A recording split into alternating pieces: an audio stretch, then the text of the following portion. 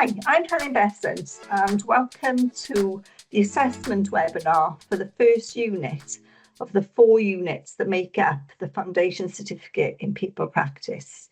So the assessment that we're looking at is 3C001, Business, Culture and Change in Context. So the particular assessment then is the recently released assessment. So it was released in June, and the assessment ID you can see on the screen. The last moderation window that this assessment can be moderated is September 2026. Next slide. So what my aim is for this webinar is to initially give you an overview of the unit as some background. Then we'll review the assessment brief and what it entails, etc. And then we'll go on and look at what the requirements are when completing the assessment to give you some guidance beyond that provided by your study centres. Next slide. As I said, this particular unit is the first of the 4 core units for this qualification, and it focuses on the business context that organisations sit within. So it looks at a number of factors, such as external and internal factors that can impact an organisation and affect what we do as people professionals.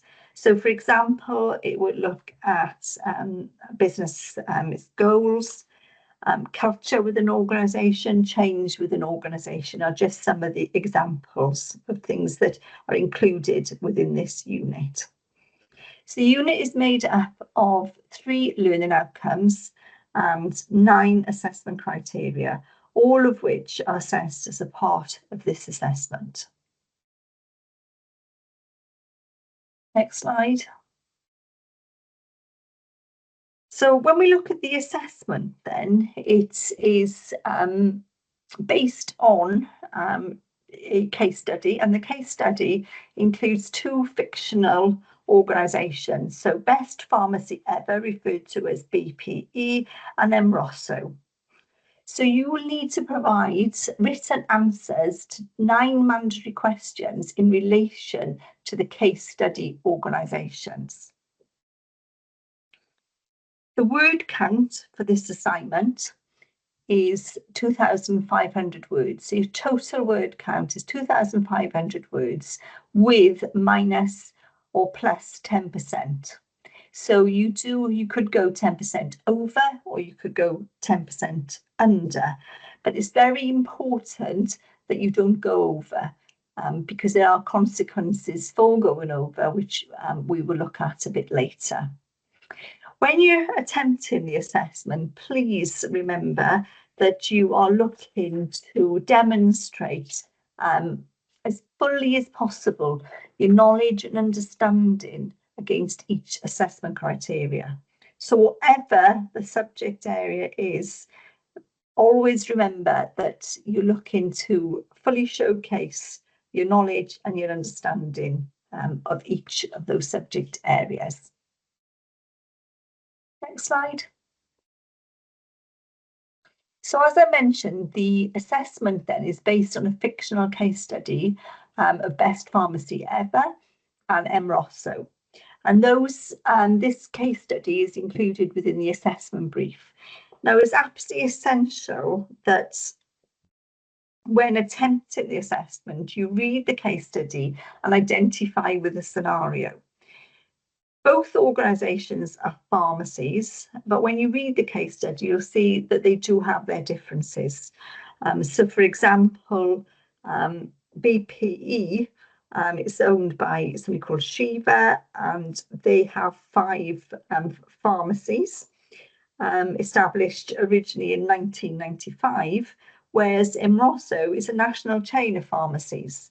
And what you read as you look at the assessment is that Shiva has the opportunity to acquire Rosso, and before doing that, she looks for your help with some of the key factors you should believe should be considered before she actually goes ahead with the acquisition.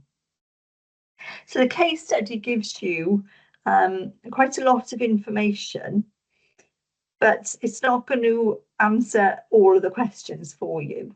So it is expected that you will look to make some deductions from the information that you're given within the case study.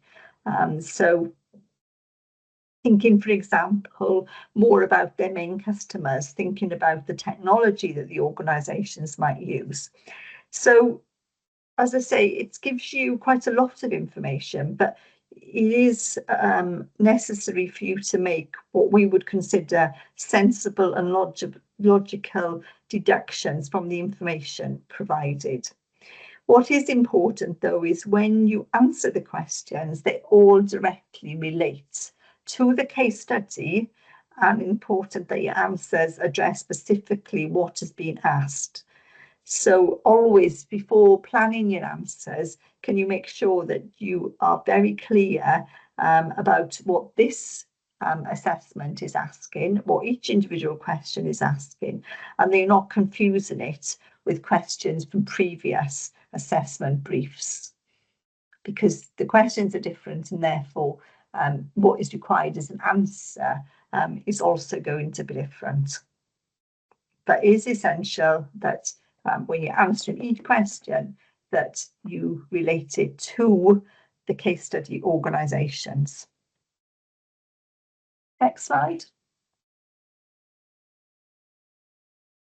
So if we have a look at the first question then. So it's examining two key external factors likely to impact on BPE's acquisition of Emrosso. So this is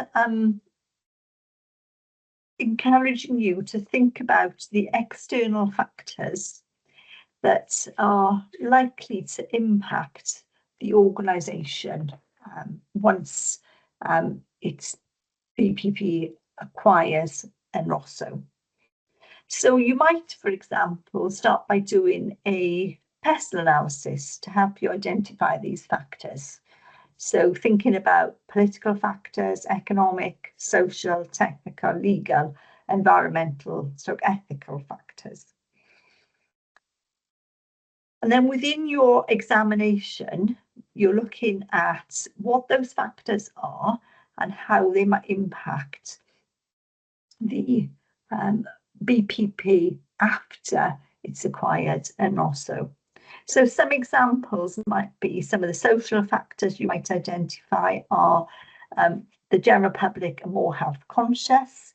They might be more aware of health conditions. So that might then increase the demand for pharmaceutical products. It might increase the demand for and therefore impact sales of cross-counter products. You might think about technology, and you might think about the growth of online pharmacies, or people using the internet to search and self-diagnose, and that could lead to an increase in demand for online, even online consultations, or ordering medication online. And again, it's thinking about what the impact is likely to be on the organisation given these factors. Another one might be the economy. So if we, for example, had a rise in interest rates, how is that going to affect an organisation that is now potentially renting more properties? Or you might think about the rise or fall in disposable income of our customers. So it's going to affect their ability to spend. Or will that not affect at all? So it's you really thinking about what the factors are and how they are likely to affect or impact BPP BPE's acquisition of Emrosso. Now, some of those, the impact might be seen as opportunities, others might be threats. So the example I gave of, the state of the economy could mean people got more money to spend or less money to spend, and either is going to have an impact on the organisation. So that is quite clear, but it's important that you when examining the two external factors, that you're also explaining the impact that they're likely to have. Next slide. So question 2 then, discuss 2 business goals that BPE might set once the acquisition has been completed, explaining the reasons why it is important that they plan to achieve these. So this is the 2-part question, and we would expect the fact that it is a 2-part question to be reflected in the structure of your answer. So you really need to distinguish between your response to the first part of the question before you move on to the second part. So the first part then is asking you to consider or to discuss. You need to think about what 2 business goals might BPE set following the acquisition of Emrosso. So those can be a wide range of different goals, and some examples that you might consider. They might relate to customer growth, they might relate to sales, profitability, increasing its online presence, increasing the services offered. It could be many things that relate to a larger pharmaceutical organisation that's now got 100 stores and online presence, and that it can offer as an offer and provide an internet pharmacy service.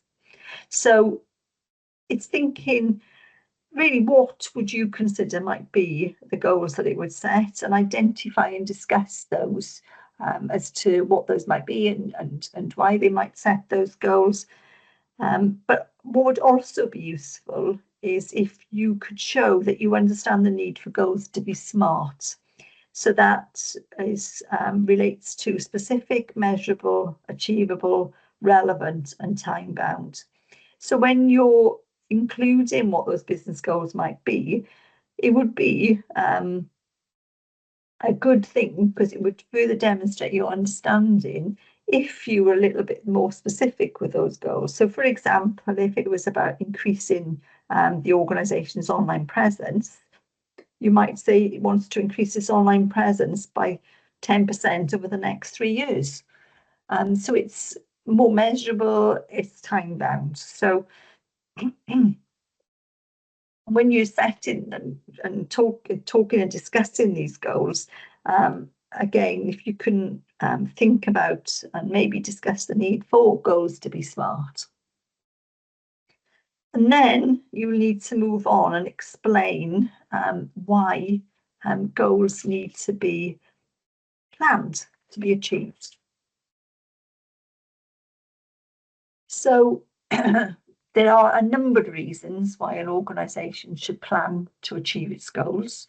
Some of those might be you can enable you to communicate them to all your employees. They know what's required of them. That is then possibly going to be filtered down in terms of their own personal objectives as part of the performance management within the organisation. It's likely to higher levels of motivation and engagement, because people can see how they can contribute to the goals, and that overall should help the goals be achievable. Another reason for planning is to make sure you've got the resources available, such as if we got the technology in place, have we got the people with the right number of people, the people with the right knowledge and skills? Do we need to plan any training? And they are just some of the examples why it is important to plan to achieve your goals. What would say though, it would further elevate your answer if when you were explaining the need to plan for these goals, that you link that to the goals that you've included as the initial part of your answer. So wherever you've identified as the two goals, that you could explain why it's important to plan for those specifically. So when you're talking about resources, for example, or the need to consider resources and availability of resources, you could relate that to the goals that you had. Maybe you talk about the need to anticipate and mitigate risks. And again, you could link that to the goals that you've identified in the first part of the answer. So again, it's relating your answer to the case organisation and making sure you've provided a very specific and clear answer, direct answer to what has been asked. Next slide, please. Question 3 then is about the products and services provided by BPE and MROSO and who are their main customers. So this is another two-part question, and it's quite important that you distinguish between the products and services, because by doing that, it kind of provides a clearer answer to the question. So the case study gives you some examples about the products and services currently provided. It talks about them providing prescriptions, health and beauty products, pharmacy services, including health advice, blood pressure checks, and consultations and vaccinations. That would be things like probably flu and COVID vaccinations, would be some examples. However, when you're looking at discussing the products and services that both organisations offer, well, then you can expand on what information you've already been given. So think about your knowledge of what pharmacies currently provide, and it's okay to suggest what beauty products and what health products they might already provide, because it's quite generic in the case study. So when you look at health products, what might they be? When you look at beauty products, what are they likely to be in? And you could give some examples of those. So you're showing that you could provide some information about the kind of the range of products and services that these organisations are currently providing. And then the second part of the question is about their main customers. Now, you've not been provided with specific customer information, but I would say from the information you've been given, you should be able to discuss who their main customers are likely to be. So in the first instance, you might think, are they all B2C? Are they all business to consumer? Or are some likely to be business to business, B2B? You might think that, there might be some B2B customers. They might, for example, supply care homes or residential schools, for example. So it's not necessarily mean that all of their customers are business to consumer. So again, you might discuss that, and in doing so, you'd show that you appreciate that there is a difference between B2B and B2C customers. And then other things that you could discuss is, we know that BPE has 5 stores in a local area, and we also have been told that they have a reputation for their personal service that they provide to their customers. So you would take from that BP's customers probably they have a more regular customer base possibly than Emrosso, who have 95 national stores, and the number of their customers will be online. But think about what the customer profile might be. You'd anticipate that BP's customers would have a strong customer loyalty. They're probably more return customers, possibly. Think about things like what's the typical age range likely to be? What are their expectations? Where are they geographically located? So we'd expect them to have similar, possibly, customers, but also the customers between the two different organisations might be different. So this is the opportunity for you to kind of use the case study, but think beyond the case study to actually think about, what are the likely customers of both these organisations. And there's no right or wrong answer as long as you're using the case study to actually base your answer upon, and then you can actually expand and add to the information you've already been given. Next slide, please.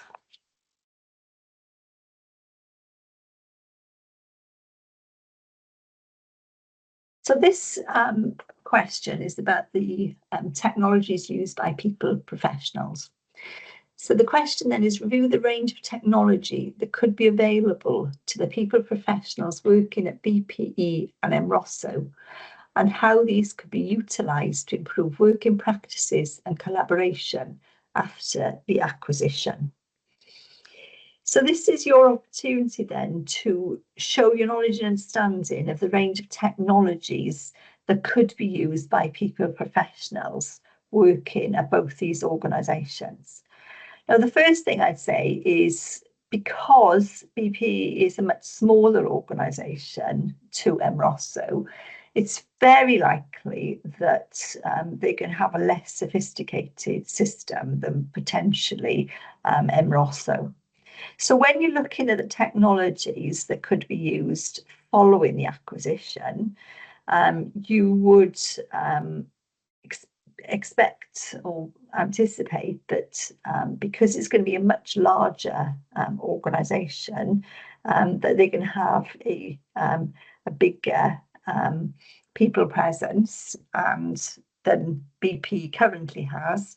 And when you start thinking about the systems, you might think about the fact that they might have a core HR system which is dedicated to people management. And some of you might already work for organisations that have such systems, and it's like a wraparound system that starts from the very beginning of the employee life cycle to the end of the employee life cycle, and it manages all the stages in between, and such as HR planning, talent management, manage performance and absence, and so on. So they are kind of dedicated core HR systems. But then also an organisation has access to and could use the more generic business systems, such as databases, spreadsheets, to manage people records. They might use social media to advertise vacancies. They might use video conferencing for remote meetings, interviewing, selection interviewing, for example. So there are numerous examples that you might include in your answer to this question. Whilst it's asking for you to review a range, can you make sure that you include at least 3 examples, and you are also explaining how these are used to improve working practice and collaboration after the acquisition? So it's not just about, well, this is what they might use, but you're also explaining how they can actually improve working practice and collaboration. Both of which are going to be very important when you're bringing 2 organisations together and you're bringing employees from one organisation together and working under the same umbrella as another organisation. So some of the examples in relation to the case study then that you might think about might be video conferencing, might be used for remote meetings between maybe regional managers or line managers. They might use, again, they might use some sort of team building for video conferencing. They might use some form of file sharing between different departments who might be more remote, because BP have been used to just working with 5 stores within a 20-mile radius of each other. Now we're looking at something on a much more national basis. So our employees are going to be spread throughout the country. You might also use a learning and development platform or system, and that might be used for ongoing training. It might be used for initial induction, so that we're kind of looking at how we could use it for online briefings, possibly. Just maybe some training around new processes and procedures. There's lots of different examples that you might include there. But as I said, please remember to also explain how these can be utilised to improve working practices and collaboration after the acquisition. So collaboration is going to be really important. So it's about how you might actually improve communication lines. People might, because of that, high levels of engagement, high levels of performance. It might reduce disputes, and that in itself is going to save time. It's going to save money. So there's lots of examples of how technology can be used by the people professional. Give us at least 3 examples and then explain for each how they are used to improve working practices and collaboration. So question 5 then is looking at organisational culture. And it's another 2-part question.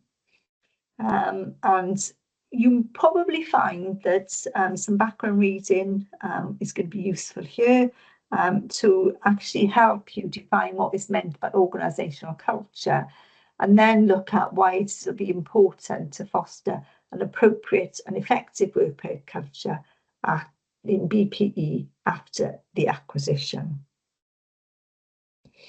So when you're looking at defining organisational culture, you can explain what organisational culture is. You might look at giving some examples of the different types of culture.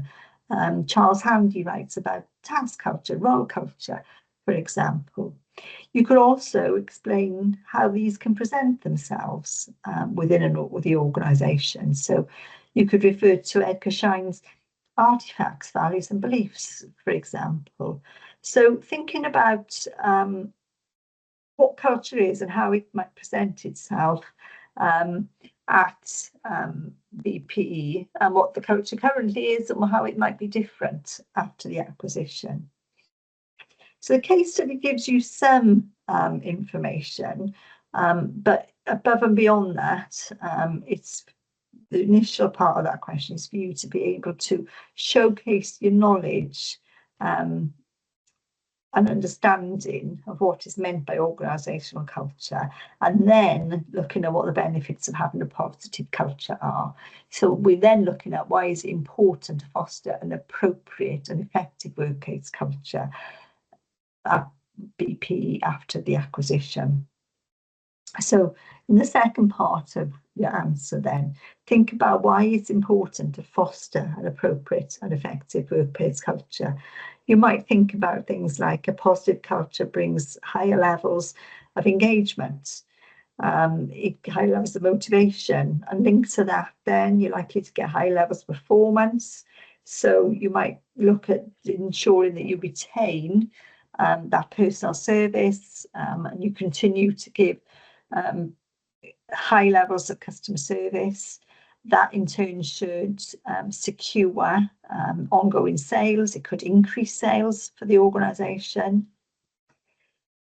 It could mean that people are more likely to engage with any new initiatives you have, particularly if existing staff at BP are not used to using or working with an online pharmacy software. So that the more positive the culture is, the more likely to be welcome using a new system. Having a positive workplace culture, that can affect your organisational reputation.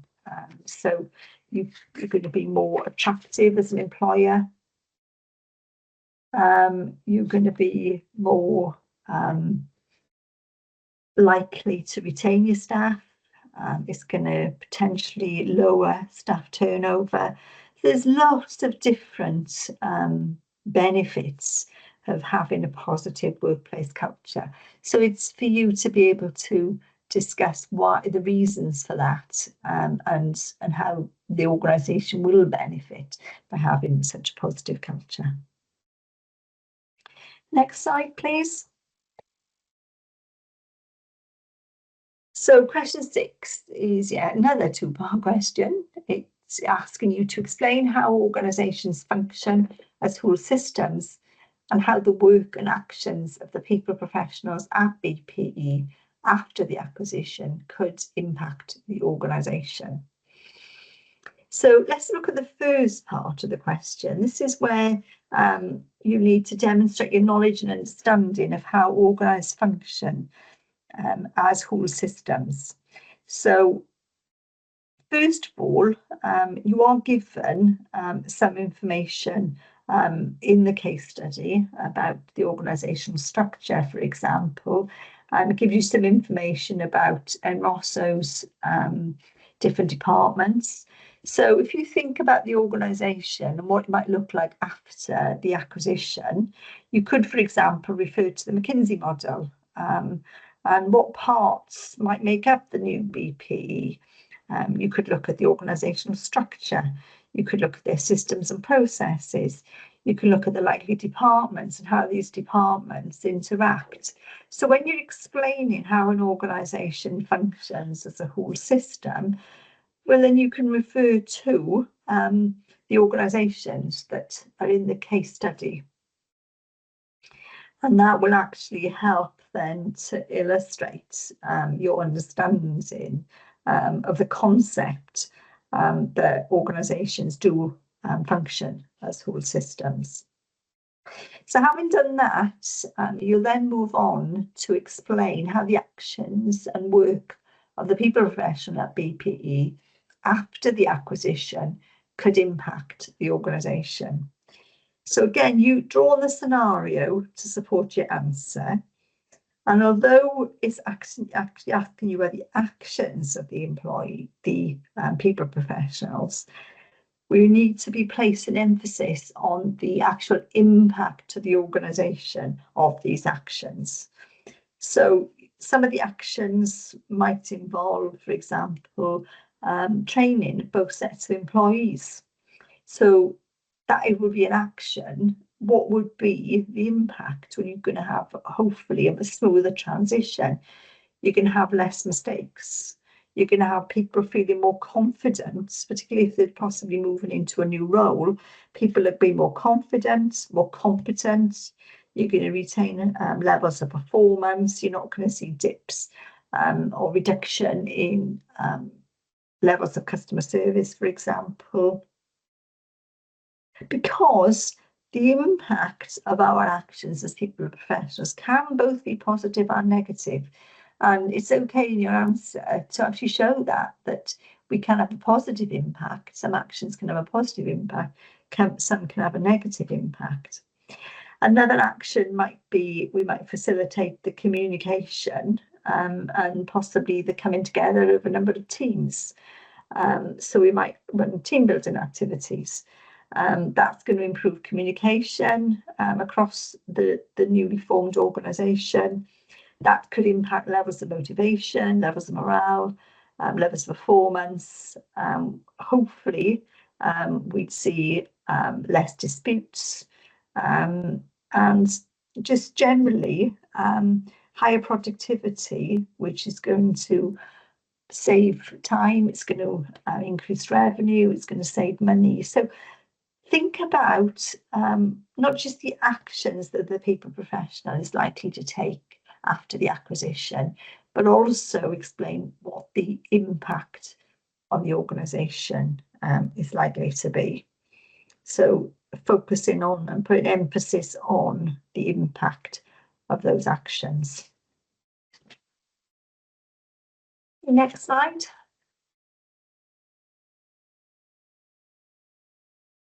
So if we look at question 7, we're now looking at questions that relate to learning outcome 3, which is change within organisations. So the question asks you to explain the main reasons why it is important that any changes made following the acquisition are planned and effectively managed. Now, successful change, such as an acquisition, requires both planning and managing. So this particular question is asking you to explain the reasons why both planning and effectively managing the change are important. So when you come to answer the question, it would be really helpful if you could distinguish between the reasons for planning change to the reasons for managing change effectively. So when you're looking at planning change, you're thinking about things such as you can identify achievable milestones. And by doing that, it gives you a clear line of communication to employees. It helps to include employees. It'll probably give them a greater buy-in. They can see what they need to do. They can see how they can be part of that change rather than change just happening to them. The other thing is, by planning change, you're going to anticipate any possible resistance, and what and where do you expect the resistance to take place, and be able to put actions in place to try and mitigate and lower that level of resistance. Another reason to plan change is to make sure that the resources are in place to be able to achieve the change, and that sufficient budget has been allocated for that change. So that is just some reasons why it's important, and you can use those, and I'm sure that there'll be others that you will want to include in your answer. And then when you come to looking at the reasons why managing change is important, it's important to remember that managing change is not just about managing a process, it's about managing the people in the change. So if you think about the process in the first instance, why is it important? Well, it's important to have the change. If it's managed, it's more controlled. You can check at different stages if they're being achieved. It gives you the opportunity to review those plans, and it kind of maintains a momentum with staff as well. It allows you to continually communicate with staff how those milestones have been met. They should then see ongoing achievements, and they will feel more involved in the change. And again, they don't feel as if the change is happening to them, they are involved in the process. So you're likely to get much more positive reaction to the change if it is being managed effectively. And as a result, you're more likely to achieve the goals that have been set. So, as I said, you will no doubt have a number of reasons that you want to include within your answer, but they are just some examples for you. Next slide, please.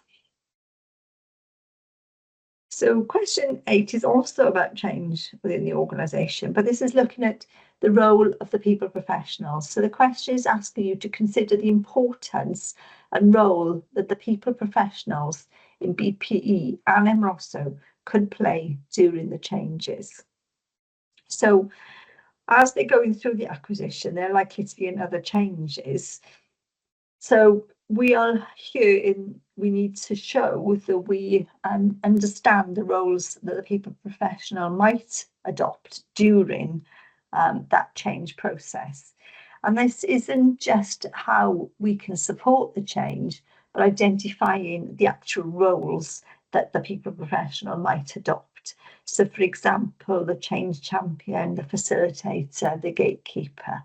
In your answer, you need to include at least one example of those roles and explain the importance of that role.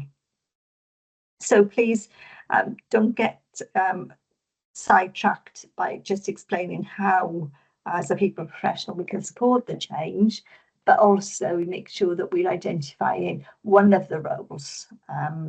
There are other examples, but at least one of the roles that the people professional might actually play and why they're important. And it comes back to that through any change, successful change is about managing the people in the change, making sure that individuals are supported, they are communicated with, and they are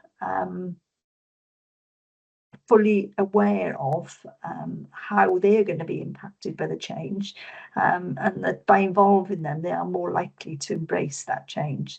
There's lots of examples you can put in there as to why the role, this specific role of a people professional. So, for example, if you want to talk about the change champion and why that's important, and just thinking about all the reasons why the role of the people professional is important during such a change within these organisations.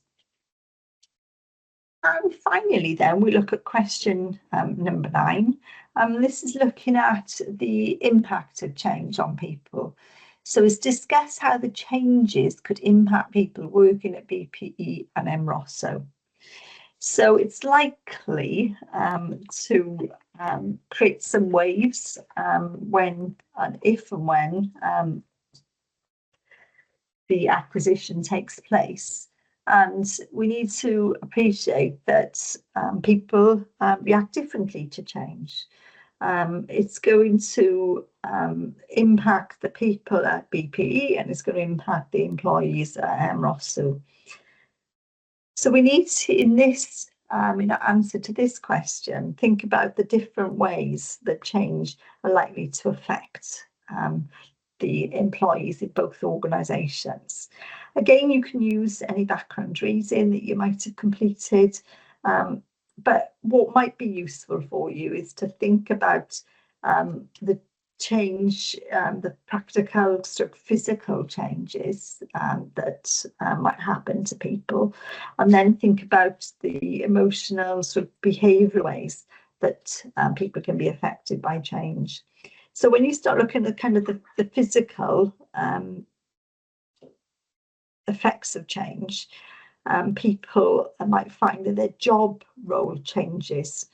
Their job role might have to take on additional responsibilities. They might, the location of their job might change. So they might have more of a commute, for example. They might need to move to a different team. They might work for a different line manager. There might be a completely new way of working because there'll be a new system has been introduced, or there'll be new processes. There's a whole range of different ways that people can be affected by change in terms of the practical, physical ways that they can be affected. So you can select some of those and talk about and discuss the different ways that people can be affected that way by change. But there's also the kind of the emotional behavioural reactions to change that people can initially feel quite in shock, for example. If you identify with the employees at BPE, for example, they're used to working for a small company. They've only got 5 stores, and suddenly they might end up working for a company that's 100 stores, national company. So that's going to be a huge impact on people. A lot of people are going to feel upset. They're going to be angry because they don't like working perhaps for, or they think they don't like working for a larger organisation. It's human nature to resist change. They might be set in their ways. So we've always done it like this. Why have we got to change? So there's going to be an element of resistance to change. But it's not all negative. There are positive aspects of change as well. Some people might think this is great. I'm going to have much more career opportunities working for a much larger organisation, and therefore they'd see it as a positive. So there's a whole range of different ways that people are impacted by change. So for you is thinking about how the people working at BPE and those at MROS who are likely to be impacted by the changes that are going to take place following the acquisition, and for you to actually discuss what the changes are and why they're likely to be impact the employees whilst they go through the acquisition. And that's the last question. Next slide, please.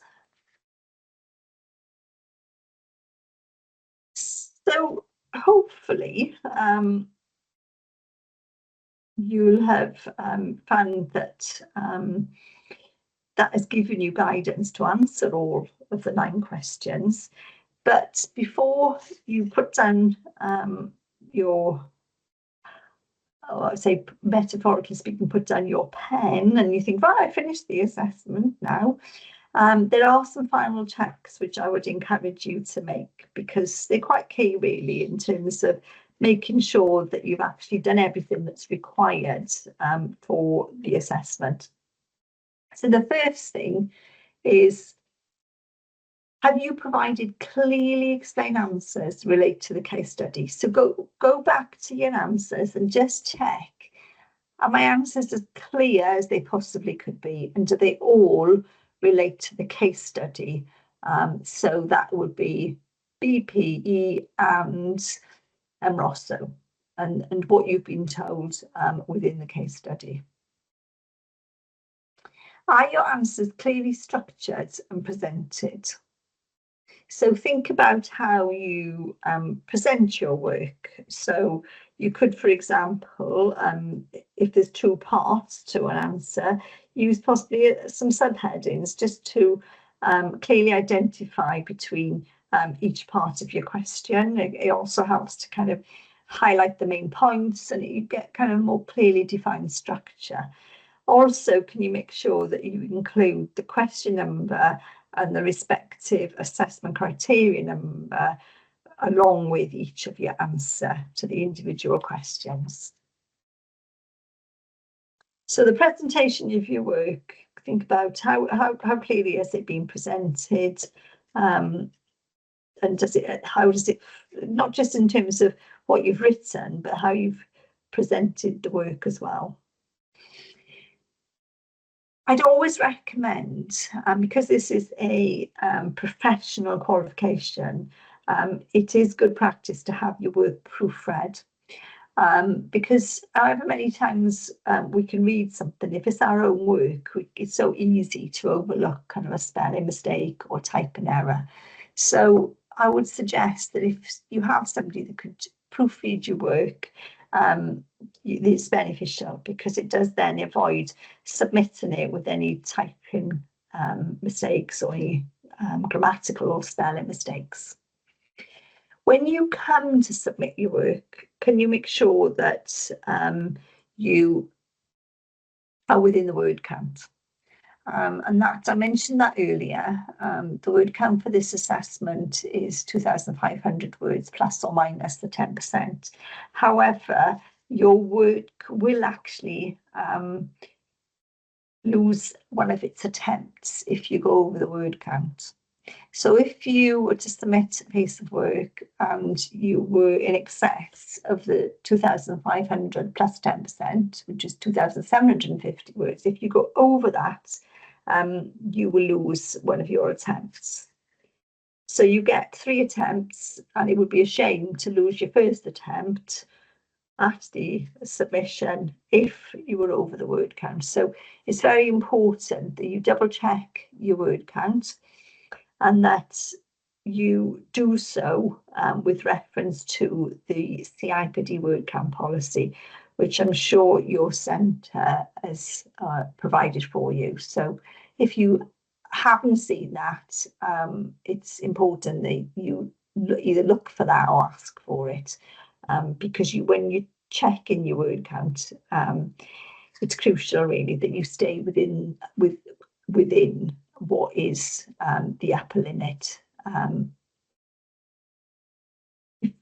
so you don't actually lose a submission attempt. You also need to complete the front cover sheet, and that includes, make sure you include your name, your learner number, you need to include the unit that the assessment relates to, is the IPD number, and also make sure that you've included your wet signature on the declaration section of that sheet, because a typed signature isn't acceptable, and your work will return to you if you haven't included a copy of your wet signature. So if you're unfamiliar about how you can do that, again, please speak to your centre if they haven't already given you guidance on how to do that. So that's some just final checks that I'd ask you to make before you press the button and send your work in for marking. Next slide, please. So we've come to the end of the webinar. Thank you all so much for listening, and I really do hope you have found it useful, and that you'll enjoy completing the assessment, and that you find it quite rewarding in terms of what you learn as a result of completing this unit. Just as a reminder, really, there are other recorded webinars for the other 3 units that make up this qualification. So when you move on to your next unit and you're ready to do the next assessment, please have a look for the webinar, which hopefully will also support you in the completion of that assessment. Thank you.